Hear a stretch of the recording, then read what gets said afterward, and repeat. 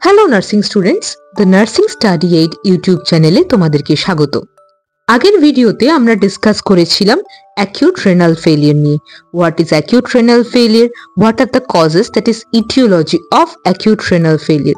তো সেখানে আমরা 3 ধরনের কজ দেখেছিলাম। কি কি কজ দেখেছিলাম? Pre renal cause, intrarenal cause and post renal cause.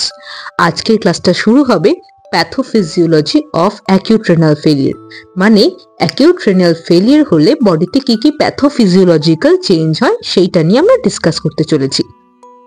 আগের ভিডিওটাতে আমরা জেনেছিলাম যে অ্যাকিউট রেনাল ফেলিয়ার 3টে কজের জন্য হয়: pre renal cause, intrarenal cause and post renal cause.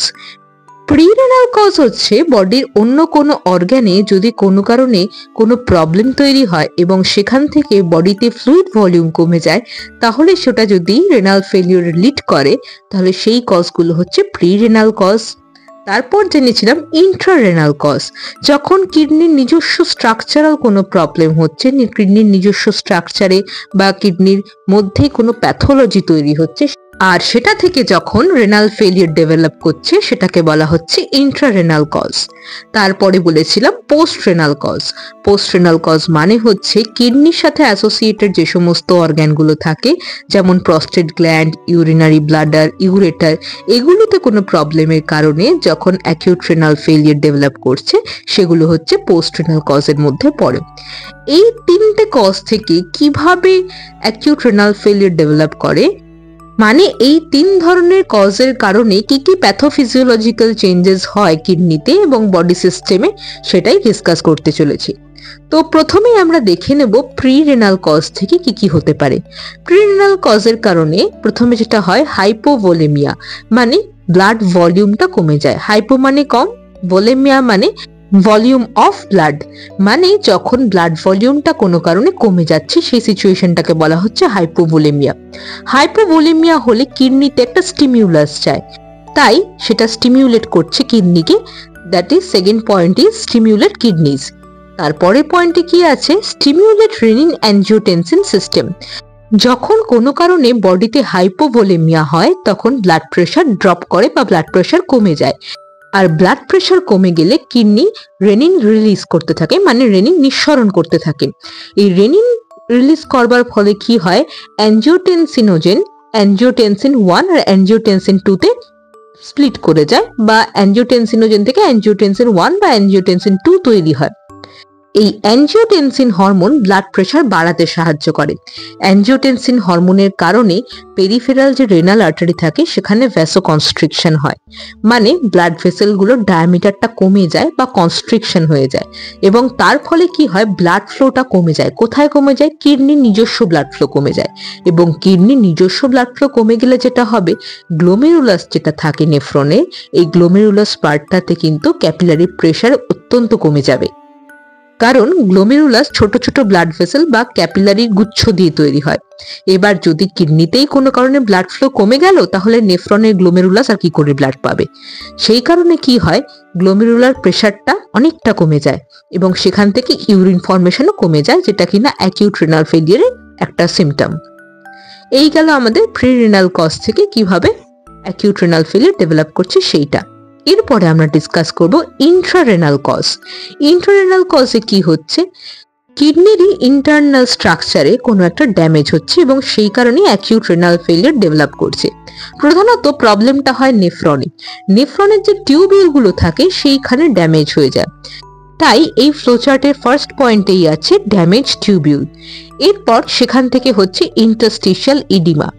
আমরা এর আগে যখন ইন্ট্রারেনাল কজ ডিসকাস করেছিলাম সেইখানে অনেকগুলো কজের মধ্যে একটা কজ বলা ছিল যে অ্যাকিউট গ্লোমেরুলোনেফ্রাইটিস। অ্যাকিউট গ্লোমেরুলোনেফ্রাইটিস কি বলেছিলাম? যে নেফ্রনের গ্লোমেরুলাস পোর্শনে যখন কোনো ইনফ্লামেশন হচ্ছে, ইনফ্লামেশনের রেসপন্সে একটা ইন্টারস্টিশিয়াল, কিডনির ইন্টারস্টিশিয়ামে একটা ইডিমা তৈরি হচ্ছে বা একটা সোয়েলিং হচ্ছে, এবং ইনফ্লামেটরি রেসপন্সের কারণে তারপরে কি হয়? সেখানে অনেক ড্যামেজ সেল তৈরি হয়, মানে যখন বডিতে কোনো ইনফেকশন ইন্ট্রোডিউস হচ্ছে তার জন্য বডিতে যে ডিফেন্সিভ যে মেকানিজমটা তৈরি হয়, বডির যে রেসপন্সটা তৈরি হয় ইনফেকশনের এগেনস্টে, সেটাকেই আমরা বলে থাকি ইনফ্লামেশন। এবং বডি যেহেতু নিজের ডিফেন্স দিয়ে, নিজের ইমিউনিটি দিয়ে সেটাকে ফাইট করবার চেষ্টা করে, লড়বার চেষ্টা করে। সেই কারণে বডির অনেক সেল ডেথ হয়। এছাড়াও ইনফ্লামেশনের কারণেও বেশ কিছু সেল ডেথ হয়, কিছু কিছু সেলে নেক্রোসিস হয়ে যায়। সেই নেক্রোসিস হয়ে যাওয়া সেলগুলো সেগুলো জমা হচ্ছে রেনাল টিউবিউলে। তাই জন্য টিউবিউলগুলো, নেফ্রনের টিউবিউলগুলো আটকে যাচ্ছে বা অবস্ট্রাকশন হচ্ছে। তাই সেখান থেকে যে ইউরিন আউটপুটটা হওয়ার কথা ছিল সেইটা কমে যাচ্ছে। আর গ্লোমেরুলাস থেকে যেহেতু ব্লাড ফিল্টার হওয়া শুরু হয়, তাই গ্লোমেরুলাসে কোনো ইনফ্লামেশন হলে গ্লোমেরুলাসের কাজ করার ক্ষমতা অবশ্যই কমে যায়। তাই এখানে লাস্ট পয়েন্টে লেখা আছে ডিক্রিজ জিএফআর, মানে গ্লোমেরুলার ফিল্ট্রেশন রেট যেটাকে বলা হয়। গ্লোমেরুলার যেহেতু নিজে ফাংশন করতে পারছে না, তাই এই গ্লোমেরুলার ফিল্ট্রেশন রেটেরও একটা ড্রপ হচ্ছে বা কমে যাচ্ছে, এবং এই কারণেই ইউরিন আউটপুটটাও কমে যাচ্ছে।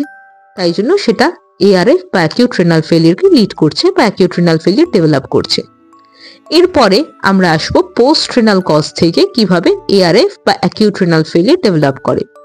বলেছিলাম যে পোস্ট রেনাল কজ মানে হচ্ছে কিডনির সাথে যে সমস্ত অ্যাসোসিয়েটেড অর্গানগুলো আছে সেগুলোতে কোনো ড্যামেজ হলে সেইটা যখন রেনাল ফেলিয়ার তৈরি করে, সেটাই হচ্ছে পোস্ট রেনাল কজ। আমরা এর আগেও পোস্ট রেনাল কজে পড়েছিলাম কারণগুলো কি কি হতে পারে। একটা হচ্ছে বিনাইন প্রস্ট্যাটিক হাইপারপ্লাসিয়া বা বিপিএইচ, রেনাল ক্যালকুলি বা কিডনিতে স্টোন যেটাকে বলে। এই প্রবলেমগুলো থেকে পরবর্তীকালে কিন্তু অ্যাকিউট রেনাল ফেলিয়ার ডেভেলপ করতে পারে। কি করে ডেভেলপ করতে পারে সেটাই এখন বলবো। প্রথমে ফ্লোচার্টের ফার্স্ট পয়েন্টটা যেটা আছে, that is BPH or renal calculi. BPH মানে benign প্রস্ট্যাটিক hyperplasia.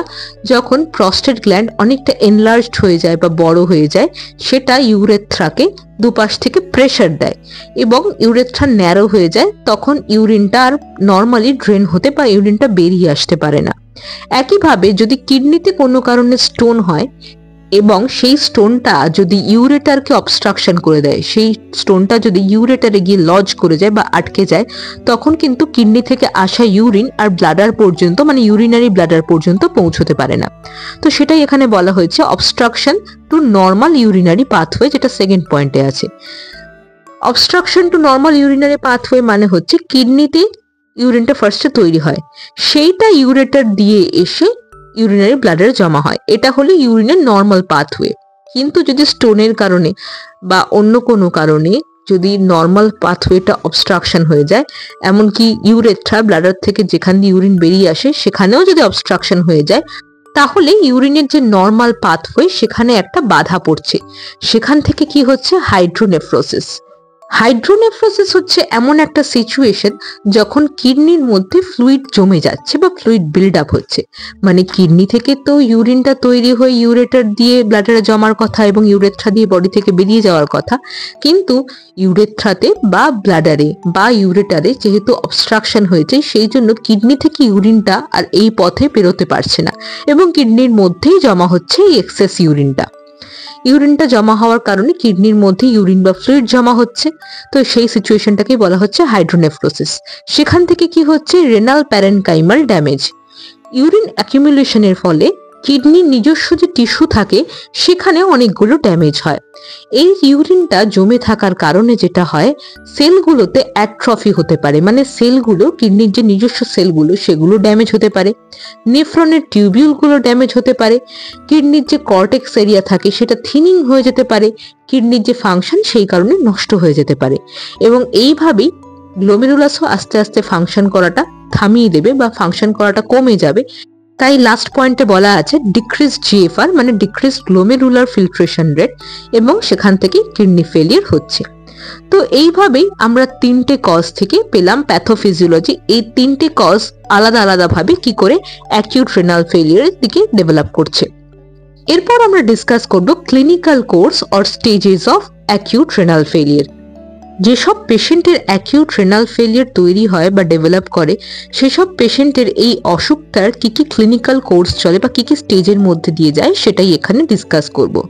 Acute renal failure এমন একটা ঘটনা বা এমন একটা সিচুয়েশন যেটা কিনা সঠিক এবং দ্রুত যদি ট্রিটমেন্ট শুরু করা হয়, তাহলে কিন্তু পেশেন্টের কিডনির যে কাজ করার ক্ষমতা সেটা আবার ফিরে আসতে পারে।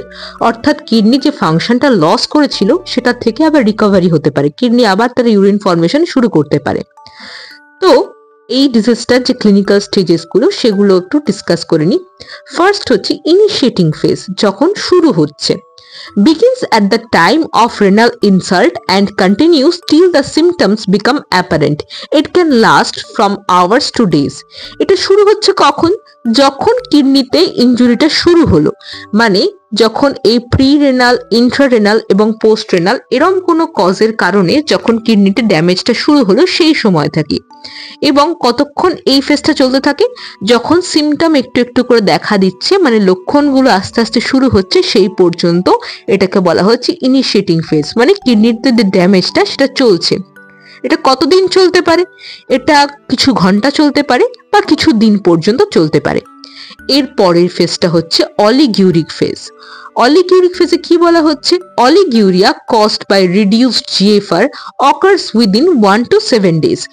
If caused by ischemia, oliguria may occur within 24 hours. The phase lasts for 10 to 14 days. More the phase lasts, prognosis gets poorer. তাহলে অলিগিউরিক ফেজে কি হচ্ছে? অলিগিউরিয়া মানে হচ্ছে যখন ইউরিন আউটপুটটা বা ইউরিন পাসের যে অ্যামাউন্টটা সেইটা অনেকটা কমে আসছে। কতটা কমে আসছে? যখন একজন পেশেন্ট 24 আওয়ার্সে 400 ml এরও কম ইউরিন করছে, তখন তাকে বলা হচ্ছে অলিগিউরিয়া। এই অলিগিউরিয়া কিডনি ফেলিওরে কেন হয়? কারণ গ্লোমেরুলাসের যে ফিল্ট্রেশন রেটটা, গ্লোমেরুলাস থেকে তো ব্লাড ফিল্ট্রেশন শুরু হয়, এই ফিল্টার করার যে রেটটা সেটা কমে যাচ্ছে। আর ব্লাড যত কম ফিল্টার হবে তত ইউরিন আউটপুট কম হবে, ইউরিন তৈরি কম হবে। এটা কতদিনের মধ্যে শুরু হচ্ছে? কিডনিতে ইনজুরি হওয়ার 1 থেকে 7 দিনের মধ্যে এই অলিগিউরিক ফেজ শুরু হয়ে যায়।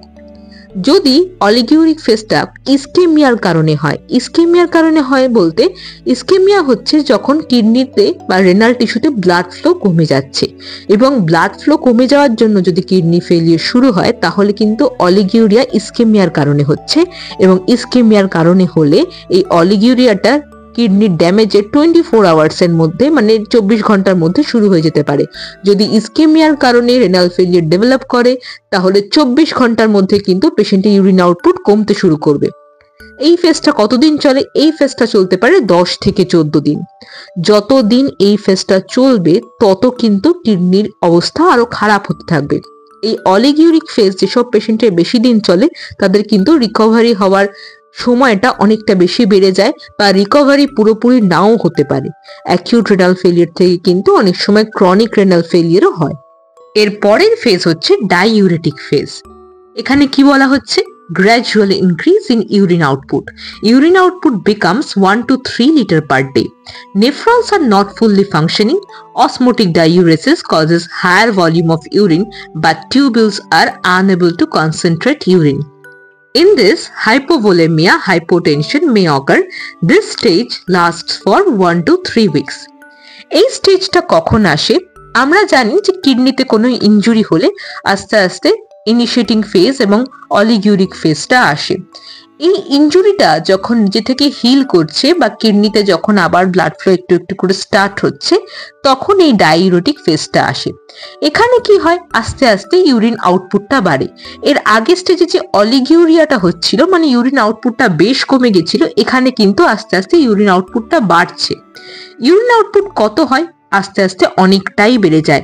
1 থেকে 3 লিটার পার ডে, মানে 24 আওয়ার্সে 1 থেকে 3 লিটার ইউরিন করতে পারে পেশেন্ট। কেন করতে পারে? কারণ তখন আস্তে আস্তে কিডনি ইউরিন তৈরি করতে পারছে। নেফ্রনস তখনও পুরোপুরি কাজ করতে পারে না। নেফ্রনস কাজ করতে পারে না এবং সেই কারণে কি হচ্ছে? অসমোটিক ডাইউরেসিস হচ্ছে এবং ইউরিন বেশি বেশি পরিমাণে হচ্ছে।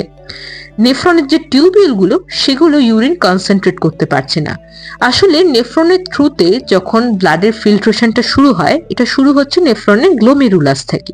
এবার গ্লোমেরুলাস থেকে ব্লাড ফিল্ট্রেশন শুরু হচ্ছে। ব্লাড থেকে গ্লোমেরুলাস যে excess water, nitrogenous waste product, কিছু ইলেকট্রোলাইটস এগুলোকে বার করে দিচ্ছে। এবং এগুলো কোথায় গিয়ে কালেক্ট হচ্ছে? কালেক্ট হচ্ছে বোম্যান্স ক্যাপসুলে। এবং বোম্যান্স ক্যাপসুলে কালেক্ট হওয়ার পর রেনাল টিউবিউল মানে নেফ্রনের যে বাকি টিউবিউল পার্ট থাকে, মানে distal convoluted tubule, proximal convoluted tubule, loop of Henle, collecting duct, এই সব জায়গা দিয়ে ইউরিনটা যায়। ইউরিনটা যেতে যেতে এখানে ইউরিনে কিছুটা রিঅ্যাবসর্পশন হয়, মানে ব্লাড ফিল্টার করে যে এক্সেস ওয়াটারটা বার করলো সেটাই কিন্তু একেবারে ইউরিন হিসাবে শরীর থেকে বেরিয়ে যায় না।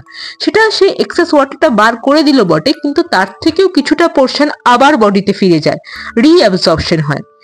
রেনাল ফেলিয়ার শুরু হওয়ার সময় গ্লোমেরুলাস তার ফাংশনটা করতে পারছিল না। এবার যখন হিলিং হচ্ছে, মানে কিডনি আস্তে আস্তে তার ফাংশন ফিরে পাচ্ছে, তখন নেফ্রনগুলোরও সুস্থ হতে কিছুটা সময় লাগে। গ্লোমেরুলাস তার কাজ শুরু করেছে, ব্লাড ফিল্ট্রেশন শুরু করেছে, কিন্তু নেফ্রনের যে বাকি পোর্শন, এই যে টিউবিউলগুলো, তার কাজ পুরোপুরি করতে পারছে না। তাই জন্য ইউরিন থেকে, মানে ইনিশিয়ালি যে ইউরিনটা তৈরি হয় সেখান থেকে যতটা রিঅ্যাবসর্পশন হওয়ার কথা ততটা রিঅ্যাবসর্পশন হচ্ছে না। কাজে ইউরিনের নর্মাল যতটা ভলিউম হওয়ার কথা, যতটা অ্যামাউন্ট অফ ইউরিন নর্মাল মানুষের হয়, তার চেয়ে ইউরিনটা অনেক বেশি হচ্ছে। কারণ ওই যে এক্সেস ওয়াটারটা রিঅ্যাবসর্পশন যেটা নেফ্রনের টিউবিউল পার্টটা করে, সেটা সে করে উঠতে পারছে না, এবং এই কারণেই ইউরিনের ভলিউমটা প্রচুর বেড়ে যাচ্ছে। রেনাল টিউবিউল পার্টটা ইউরিন কনসেন্ট্রেট করতে পারছে না। আমরা যদি নর্মাল ইউরিন কোনো একটা কন্টেইনারে কালেক্ট করে তার ফিজিক্যাল ফিচার দেখবো ইউরিনের কালার কিন্তু জলের মতো নয়। ইউরিনের একটা স্ট্র কালার হয়, একটা খড় ধোয়া জলের মতো রং হয়, আর তার ডেন্সিটিটা বা স্পেসিফিক গ্র্যাভিটিটাও জলের থেকে আলাদা এবং জলের থেকে বেশি হয়। কিন্তু এই কেসে যখন ইউরিন প্রচুর প্রচুর অ্যামাউন্টে হয়, তখন কিন্তু ইউরিনটা জলের মতোই পাতলা হয়, ইউরিনের স্পেসিফিক গ্র্যাভিটি কম হয়। তার কারণ হলো নেফ্রন ইউরিন তো তৈরি করতে পারছে, কিন্তু ইউরিনের যেমন নেচার হওয়ার কথা, যতটা তার মধ্যে ওয়াটার কন্টেন্ট বা জল থাকার কথা, যতটা নাইট্রোজেনাস ওয়েস্ট প্রোডাক্ট থাকার কথা, ততটা নেফ্রন বার করতে পারছে না। কিছুটা পারছে, পার্শিয়ালি ফাংশন করতে পারছে, পুরোটা ফাংশন করতে পারছে না। সেই জন্য ইউরিনের অ্যামাউন্টটাও বেড়ে যায়, ইউরিনের স্পেসিফিক গ্র্যাভিটিও কম হয়, অনেকটা জলের মতো তার নেচার হয়। তো এইভাবে বডি থেকে এক্সেস ওয়াটারও বেশি করে বেরিয়ে যাওয়ার সম্ভাবনা থাকে। তাই জন্য এই স্টেজে হাইপোভোলেমিয়া হতে পারে, কারণ এক্সেস ওয়াটার বডি থেকে বেরিয়ে যাচ্ছে। তাছাড়াও হাইপোটেনশন হতে পারে, এই এক্সেস ওয়াটার কমে যাওয়ার জন্যই, এই ওয়াটার ভলিউমটা লস হওয়ার জন্য ব্লাড প্রেশার কমে যেতে পারে বা হাইপোটেনশন হতে পারে। এই স্টেজটা কতদিন চলে? 1 থেকে 3 সপ্তাহ চলে। এর পরের স্টেজটা হচ্ছে রিকভারি ফেজ। এখানে কি হচ্ছে, আস্তে আস্তে জিএফআরটা বাড়ছে, মানে গ্লোমেরুলাসের ফিল্ট্রেশন রেটটা বাড়ছে। কি বলছে রিকভারি ফেজে দেখিনি। This is the phase begins when the GFR increased and the burn serum creatinine level decreased. Improvement occur within 1 to 2 weeks, but it takes almost a year for restoration of renal function. এটা হলো acute renal ফেলিয়ারের একদম শেষের stage. এখানে kidney আস্তে আস্তে recover করছে, আস্তে আস্তে তার ফাংশনটা ফিরে পাচ্ছে। এখানে গ্লোমেরুলাসের যে ফিল্ট্রেশন রেটটা বা গ্লোমেরুলার ফিল্ট্রেশন রেট, সেটা আগের চেয়ে বাড়ছে, এবং বার্ন মানে ব্লাড ইউরিয়া নাইট্রোজেন লেভেল, সেরাম ক্রিয়েটিনিন লেভেল, এগুলো আস্তে আস্তে কমে আসছে। রেনাল ফেলিয়ার হলে কিডনি যে নাইট্রোজেনাস ওয়েস্ট প্রোডাক্ট গুলো আছে, যেমন ব্লাড ইউরিয়া, নাইট্রোজেন, সেরাম ক্রিয়েটিনিন, এগুলোকে শরীর থেকে বার করে দিতে পারে না থ্রু ইউরিন। কিন্তু আস্তে আস্তে যখন নেফ্রন গুলো তার নিজের ফাংশন ফিরে পাচ্ছে, কিডনি আবার আগের মতো ফাংশন করতে পারছে, তাই জন্য এগুলো আস্তে আস্তে ইউরিন থেকে বার করে দিতে পারছে। যখন কিডনি ফেল করছিল, মানে এই নাইট্রোজেনাস ওয়েস্ট প্রোডাক্ট গুলো ব্লাড থেকে বার করে দিতে পারছিল না, তখন এগুলো ব্লাডের মধ্যে জমে যাচ্ছিল। সেই কারণে সেই সময় পেশেন্টের ব্লাড টেস্ট করলে সেরাম, ইউরিয়া, ক্রিয়েটিনিন এগুলোর লেভেল অনেক হাই থাকে, অনেক বেশি আসে। কিন্তু যখনই কিডনি আস্তে আস্তে ফাংশন করা শুরু করলো, তখনই ব্লাড ইউরিয়া, নাইট্রোজেন, সেরাম, ক্রিয়েটিনিন এই লেভেলগুলো আস্তে আস্তে কমে আসবে। কতদিন সময় লাগবে ইমপ্রুভমেন্টটা সময় লাগে অনেক দিন, কিন্তু আস্তে আস্তে চোখে পড়ার মতো ইমপ্রুভমেন্ট হয় 1 থেকে 2 সপ্তাহে। কিন্তু প্রায় 1 বছর বা তার বেশি সময়ও লেগে যেতে পারে পুরোপুরি রিনাল ফাংশন ফিরে আসতে। কিডনির ফাংশন পুরোপুরি আগের মতো হতে বা সম্পূর্ণ সুস্থ হতে 1 বছর কি তার বেশিও সময় লাগতে পারে। তাহলে এইগুলো হলো অ্যাকিউট রেনাল ফেলিয়ারের যে স্টেজেস গুলো, সেইগুলো। তাহলে আজকের ভিডিওতে আমরা ডিসকাস করলাম প্যাথোফিজিওলজি অফ রেনাল ফেলিয়ার, যেখানে আমরা দেখলাম যে 3টে যে রেনাল ফেলিয়ারের কজ আছে, pre renal cause, intra renal cause and post renal cause, এই কজগুলো থেকে কিভাবে আলাদা আলাদা করে অ্যাকিউট রেনাল ফেলিয়ার ডেভেলপ করছে। আর পড়লাম যে ক্লিনিক্যাল কোর্স কি হয় অ্যাকিউট রেনাল ফেলিয়ার ক্ষেত্রে বা অ্যাকিউট রেনাল ফেলিয়ারের স্টেজেস গুলো কি। মন দিয়ে শুনতে থাকো ভিডিওগুলো। যদি কোনো অসুবিধা হয় পড়া বুঝতে অবশ্যই জিজ্ঞাসা করবে কমেন্ট সেকশনে। ভিডিওর ডেসক্রিপশন বক্সে আগের ভিডিওগুলোর লিংক দেওয়া থাকবে, চাইলে সেখান থেকে দেখে নিতে পারো। অবশ্যই দ্য নার্সিং স্টাডি এর চ্যানেলটাকে সাবস্ক্রাইব করে দিও।